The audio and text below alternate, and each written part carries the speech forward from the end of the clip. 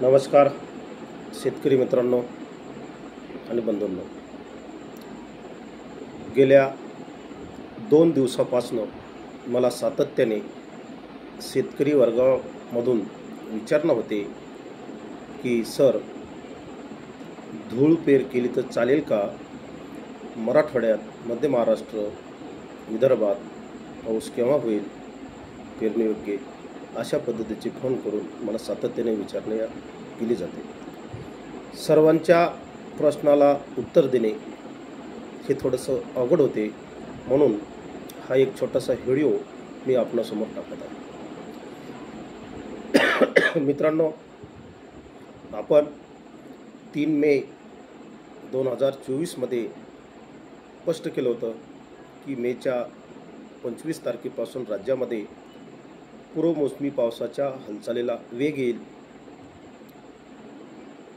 अगदी हा वेग आलेला आहे आणि या वेगामध्ये 3 तारीख हे वातावरण 3 तारीख ते 7 तारीखपर्यंत महाराष्ट्रात राहील असं म्हटलं होतं. परंतु या ठिकाणी मी थोडंसं आनंदाची बातमी देतो की हे वातावरण राज्यामध्ये 11 तारखेपर्यंत पुढे जात आहे.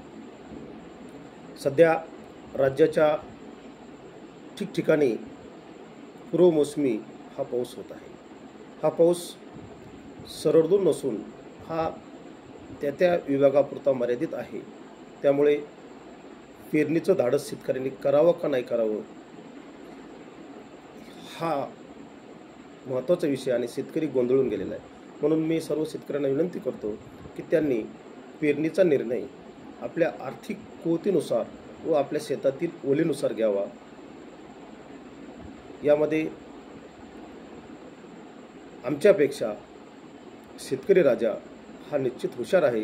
शेतकरी हा शास्त्रज्ञ आहे, म्हणून तो अगदी एखाद्या अंदाजकापेक्षा सुद्धा चांगला अंदाज तो बांधू शकतो. म्हणून पेरणीचा निर्णय हा शेतकऱ्यांनी वैयक्तिक पातळीवर घ्यावा एवढी मी त्यांना विनंती करतो.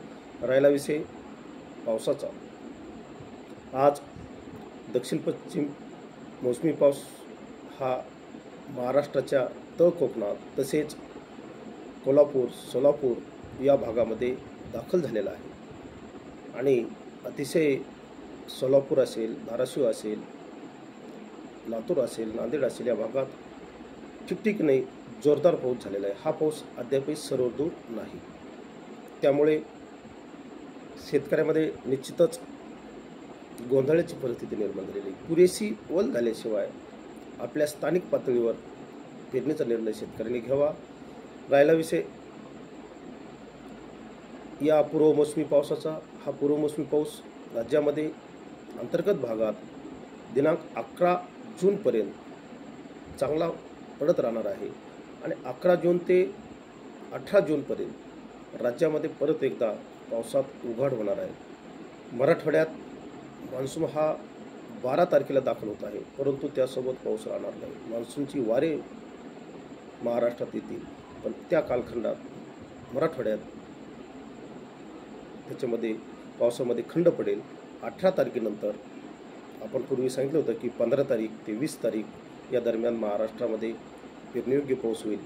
तो 20 तारखेपासून म्हणजेच 18 तारखेपासून संपूर्ण राज्यामध्ये मोसमी पावसाला सुरुवात होती आणि तो बऱ्यापैकी राहील.